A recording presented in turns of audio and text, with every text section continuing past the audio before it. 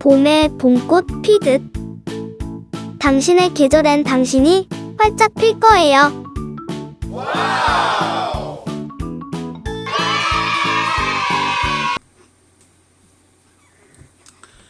안녕하십니까, 상훈쌤입니다.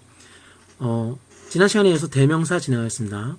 대명사라는 것은요, 사실 그렇게 어려운 얘기가 없어요. 대명사는 말 그대로 명사 대신할래, 대신. 그래서 대명사라고 하는 건데요.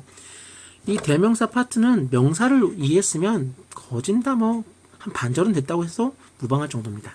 마찬가지로 대명사를 이해하기 위해서 한번 봅시다. 대명사의 개념은 명사 대신 쓰는 말이고요.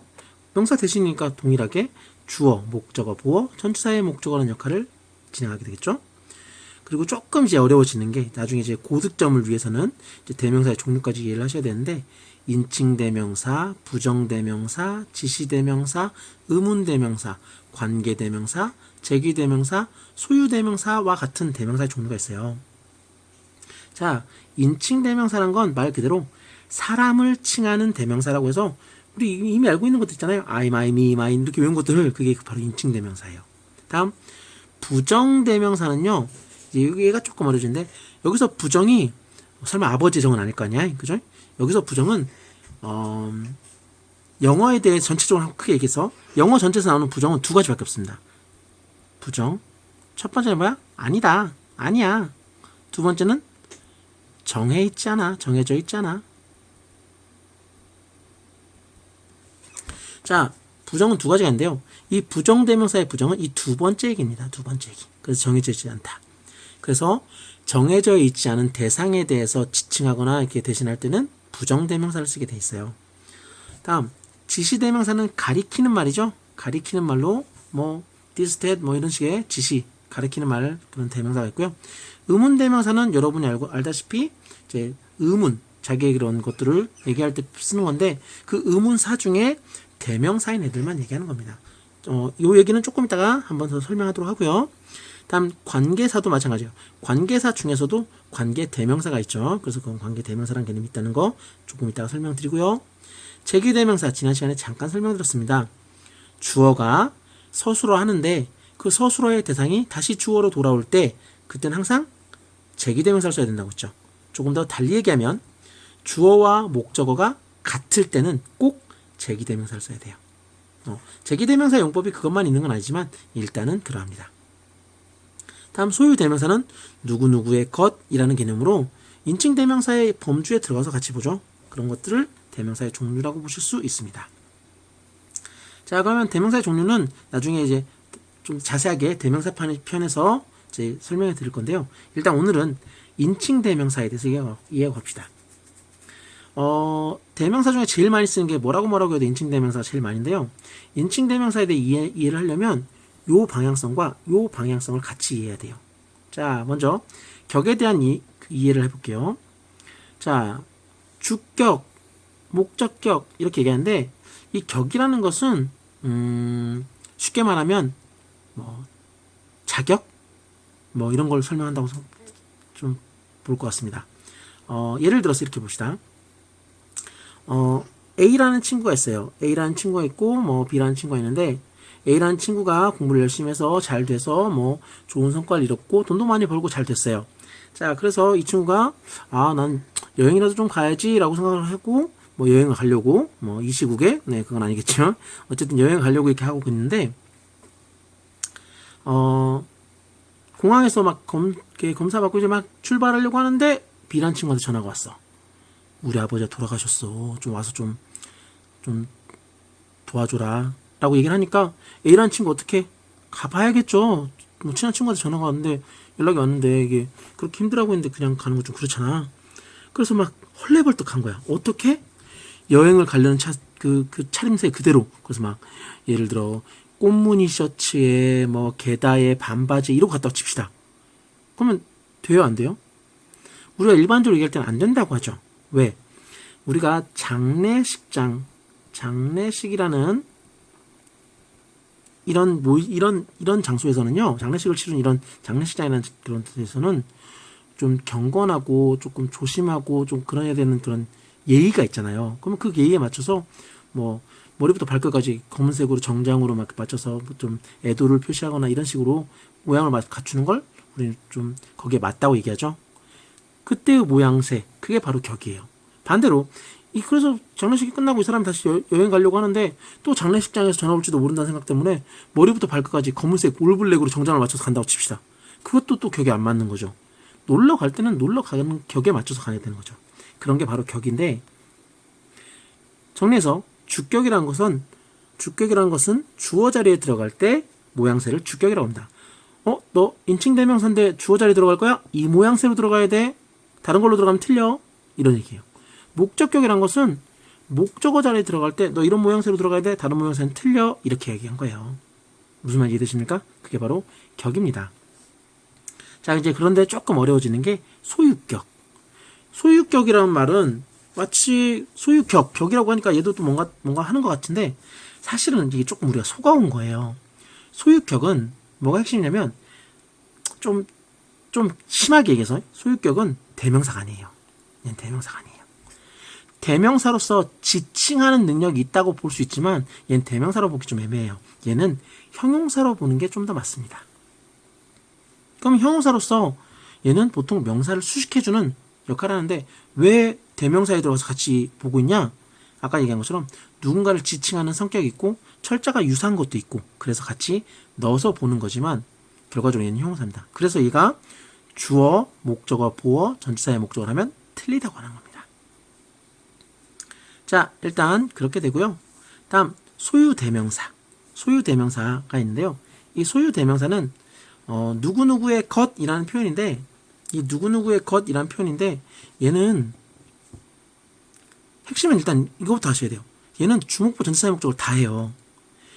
얘네들은 격이란 말이 붙으면서 야, 너 주어 자리 들어갈 땐 이 모양새, 목적어 자리 들어갈 땐 이 모양새라고 약속이 됐지만 소유 대명사는 그런 게 없어요. 소유 대명사는 주어, 목적어, 보어, 전치사의 목적어를 다 하면서 그냥 이 모양새로 들어가면 돼요. 그래서 누구누구의 것이라는 개념으로 들어가면서 사용되게 됩니다.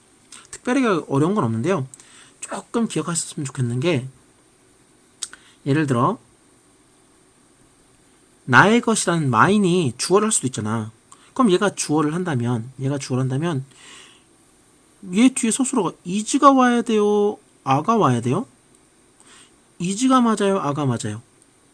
이제 이런 부분을 그냥 간과하고 넘어가는 양반들이 있는데 이제 공무원 시험 보실 양반들은 문법 공부를 하셔야 되는 양반들은 이런 걸 알고 계셔야 돼. 그러면 예술신 어떻게 해야 돼? 네, is입니다. 압니다. 이렇게 정해지는 거 아니에요. 이제 mine, 나의 것이란 표현을 쓰려고 하면 이 앞에 뭐 예를 들어 다른 사람 그런 비교 대상인 것이 나와야 돼요. 예를 들어 그녀의 eyes, 그녀의 눈들이라고 나왔으면 그죠? 그녀의 눈들은 어떠다. 근데 나의 것은 어떠다. 이렇게 하면 여기가 복수면 얘가 아가 되는 거고요. 여기가 뭐 I 하나, I 좀 애매다, 그렇지? 펜 이렇게 단수가 되면 여기 똑같이 is가 돼야 돼요. 그래서 앞에 비교고 대상이 되는 그 명사의 수일치에서 같이 이렇게 맞춰서 써야 된답니다. 그게 일단 첫 번째 소유대명사 파트에서 주의하셔야 될 얘기고요. 소유대명사에서 두 번째 조심할 얘기는 여기 중성을 얘기하는 it이라는 대명사의 소유대명사는 없다는 겁니다. 간략히 얘기하면 여기서 왜 이게 인칭 대명사에 it이 들어가냐? it은 보통 사물, 그것이라고 보는 건데 왜 여기 인칭 대명사에 들어가냐? 이 부분도 이해를 하셔야 되는데 성별이 구별되지 않은 아이처럼 이렇게 그런 그 어린아이 같은 존재를 우리는 it으로 지칭할 수 있어요. 그래서 그런 아이가 어떤 소유물을 가지고 있다고 얘기하기 좀 애매할 거 아니에요. 그래서 이건 소유대명사가 없다 이렇게 이해하시면 좀 더 외우실 때 편리하실 것 같아요. 그래서 소유대명사 이 두 가지 개념만 이해하시면 훨씬 수월하실 겁니다. 자, 이번엔 인칭인데요. 인칭 1인칭, 2인칭, 3인칭인데 1인칭은 쉽게 말해서 나예요. 나. 그래서 내가 들어갔으면 1인칭입니다. 2인칭은 너입니다. 너가 들어가면 2인칭이죠. 그러면 3인칭은 뭐야? 나와 너가 존재하지 않아야 돼요. 그러면 다 3인칭인 거예요. 그래서 그가 될 수도 있고 그녀가 될 수도 있고 뭐 그들이 될 수도 있고 철수 영희가 될 수도 있고 막 어쨌든 나와 너만 안 들어가면 다 3인칭입니다. 그래서 1인칭은 나, 그래서 단수일 때는 I, 복수일 때는 we가 되겠죠. 2인칭은 유인데 이 유는 단수와 복수 개념을 둘 다 가지고 있죠. 그래서 단수라면 너, 복수라면 너희들이 되겠죠. 다음에 3인칭에서는 이제 성에 대해서 조금 중요하게 나오는데 남성이면 he, 여성이면 she, 중성 아까 얘기했죠. 성별이 밝혀지지 않은 존재를 얘기할 때 is로 받을 수 있습니다. 그래서 인칭 대명사가 들어가는 거고요. 그런 인칭 대명사 개념이 아니라면 우리는 뭐 인칭 대명사가 아니다 이렇게 해서 뭐 비인칭 주어 it 뭐 이렇게 얘기하기도 하죠. 이렇게 따로 나오게 되는 겁니다. 그리고 복수 개념으로선 they가 나오는데요. 이 they는요. he의 복수일 수도 she의 복수일 수도 it의 복수일 수도 있어요. 그래서 이 복수를 다 이렇게 잡을 수 있습니다. 이게 3인칭입니다. 그래서 1인칭, 2인칭, 3인칭이란 개념이 되는데 영어는 어느 나라 말? 영국 말이죠. 영국. 근데 이 영국이란 나라에 대해서 혹시 별명을 알고 계십니까? 영국의 별명은 크게 두 가지가 있습니다. 하나는 신사의 나라. 또 하나는 해가 지지 않는 나라. 자, 갑자기 영어를 배우는데 왜 영국의 별명을 얘기하고 있지? 라고 생각할 수 있는데 이해하고 외우자고요. 자, 이렇게 생각하시면 좀 더 편할 것 같은데요.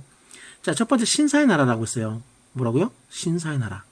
그래서 뭐 봅시다. 예를 들어 A와 B와 C란 사람이 같이 잘 돼가지고 같이 뭐 여행을 가게 된 거야. 그러면 A와 B와 C라는 사람이 잘 돼서 서로 여행을 갔는데 이제 막 합격하고 막 이런 상황이니까 뭐 돈이 있으면 얼마 있겠어요. 그래서 싸게 이렇게 배를 타고 이제 여행을 가게 됐는데 얘네들이 동시에 배가 조난이 돼가지고 무인도에 이렇게 빠지게 된 거야. 이해되십니까? 그렇게 무인도에 빠지게 됐는데 그때 A라는 애는 탐사를 갔고요. B와 C가 바닷가에 있는데 B와 C가 바닷가에 같이 있는 상황 속에서 B가 떠내려오는 초콜릿을 발견하게 됩니다. 초콜릿. 그러면 B는 어떻게 할까요? B가 신사답게 어떻게 했어? 초콜릿을 잡았지만 그래 C 너부터 먹어. 그리고 A 주자. 그리고 남으면 내가 먹을게 라고 얘기를 하는 거예요. 굉장히 신사답죠. 자, 근데 이 말 순서가 어떻게 됐어요? 너부터 먹어. 다음 글 주자. 그리고 나서 내가 먹을게 라고 했죠. 자, 이 무슨 소리냐면요. 이게 이런 거예요. 대명사를 나열할 때 신사의 나라이기 때문에 인칭 대명사를 나열할 때 순서가 2인칭 다음에 3인칭 그리고 나서 1인칭 순서로 써야 돼요. 이 순서가 어긋나면 틀렸다고 하게 됩니다. 이해되십니까? 대명사의 나열 순서가 그런 게 있어요. 또 해가 지지 않는 나라는 별명인데 이거는 이런 개념으로 봅시다. 그래요. 그렇게 해가지고 무인도에서 잘 돌아온 A, B, C가 있는데요. 이번에 또 잘 돼서 다들 잘 돼가지고 A, B, C 다 뭐 결혼도 하고 애기들까지 낳고 잘 돼서 간 거야. 잘 돼서 또 여행을 갔는데 배를 타고 가다가 또 조난을 당했어. 그래서 A 가족과 B 가족과 C 가족이 다 무인도에 빠지게 된 거예요. 그런데 A 가족은 다 같이 탐사를 간 상태에서 됐고 B 가족과 C 가족이 바닷가에 있는데 B 가족의 B가 초콜릿을 발견한 거야. 그렇다고 칩시다. 그러면 그때 B가 내가 초콜릿을 발견했으니까 너희 가족부터 먹어. C 가족부터 먹어. 너희 가족부터 먹어. 그리고 나서 A 가족 오면 A 가족 주고 그리고 남으면 우리 가족이 먹을게. 이렇게 할 수 있을까요? 예를 들어 밥을 못 먹고 한 3일 정도 굶은 상태에서 애가 막 곧 죽을 수도 있는 상황이 되는 상황에서 그렇게 할 수 있을까요? 아니, 그렇게 하면 안 돼요. 그게 옳은 건 아닙니다. 공동체가 돼서 내가 책임질 존재가 있으면 내가 책임질 존재부터 책임지는 게 맞는 거죠. 그때는 그럼 어떻게 하겠어요? 그래, 우리 가족부터 할게. 그리고 나서 남으면 니네 가족 먹어. 그리고 남으면 걔네 가족 주자라고 되겠죠. 그래서 대명사가 복수일 땐 대명사가 단수일 때는 2, 3, 1인칭 순서가 되지만 대명사가 복수일 때는 1, 2, 3인칭 순서로 나열하게 됩니다. 이런 식으로 나열 순서가 만들어진 것도 대명사에 그런 순서가 있는 것도 영국이라는 나라의 특징이라고 보시면 좋을 것 같아요. 자, 그래요. 그렇게 해서 격과 인칭에 대해서 개략적인 것을 설명해 드렸고요. 마지막에 이제 제기대명사가 있는데요. 제기대명사는요, 용법이 두 가지가 있습니다. 1번과 2번. 근데 학생들 중에서 용법이라고 하면 되게 막 갑갑하고 막 힘들어하는 학생들이 있는데 어렵게 생각하지 마시고요. 요 앞에다 사자 붙이면 돼. 사용법. 뭘 사용해? 제기대명사를. 제기대명사를 사용하는 방법. 그게 제기대명사의 용법입니다. 자, 그러면 제기대명사의 용법, 사용법은 두 가지가 있는데 하나는 제귀용법이라고 하고요. 제귀용법. 또 하나는 강조용법이라고 합니다. 제기용법은요, 쉽게 말하면 주어 서술어 했는데 다시 주어로 목적어가 왔을 때 그때 이 목적어에 제기대명사를 쓰게 되겠죠. 그걸 제기용법이라고 해요. 그러면 이제 주로 목적어 아니면 가끔 이제 보어도 오지만 주로 목적어가 되는 건데 이렇게 올 때 이 제기대명사가 이렇게 목적어 역할을 할 때 우리를 제기용법이라고 하고 얘는 생략이 안 됩니다. 그런데 강조용법은요, 강조하려는 대상, 예를 들어 주어, 서술어, 주어, 서술어, 보어, 주어, 서술어, 목적어 이렇게 구조가 됐을 때 강조하려는 대상이 주어라면 주어 바로 뒤에 제기대명사를 쓰거나 아니면 블라블라 문장 말미에 제기대명사를 쓰는 식으로 주어를 강조하는 방식이 하나 있고요. 보어를 강조하려면 보어 바로 뒤에, 목적어를 강조하려면 목적어 바로 뒤에 써가지고 말 그대로 대상을 강조만 하는 용법인데 이 강조용법의 제기대명사는 생략이 돼요.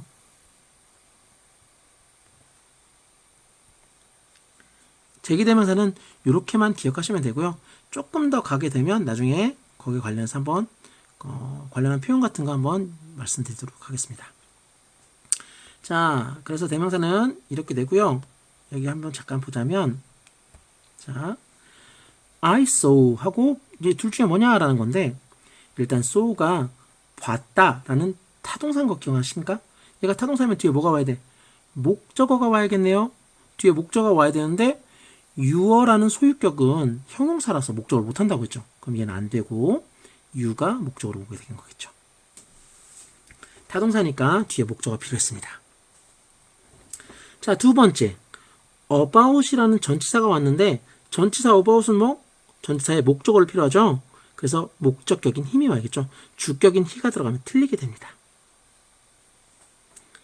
마지막 세 번째, 된 다음에 이제 뭐가 오냐라는 건데 이제 여기서 조금 차이가 있을 수 있어요. 뭐가 차이가 있냐면 구어체, 그러니까 우리가 토익 시험이 됐든 일반적으로 우리가 말하는 영어에서의 문법적인 부분하고 문어체, 공무원 시험과 같은 문법적인 그런 영어에서 하고 좀 차이가 있는데 문어체에서는 then을요 전치사로 보지 않고 보통 접속사 아니면 관계대명사로 봅니다. 얘는 보통 접속사 아니면 관계대명사로 봐요.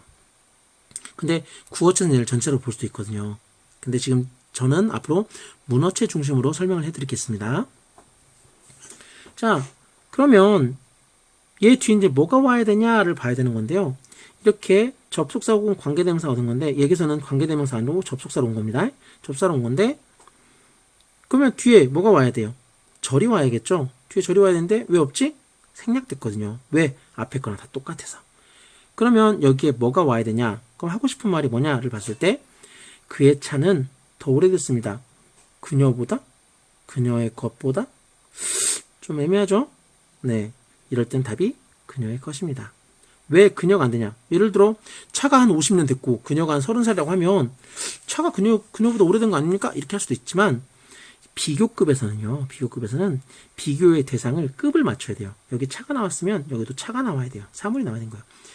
차와 사물을 같이 비교하면 안 돼요. 물론 구어체 영화 같은 데서나 이렇게 표현할 때는 그렇게 장난처럼 하기도 할 수 있겠지만 시험에서 나온 시험 영어에서는 문어체 영어에서는 그렇지 않습니다. 그래서 급을 맞춰야 되기 때문에 헐스라는 게 와야 되고요. 헐스는 이 then이 이끌고 있는 절의 주어인 겁니다.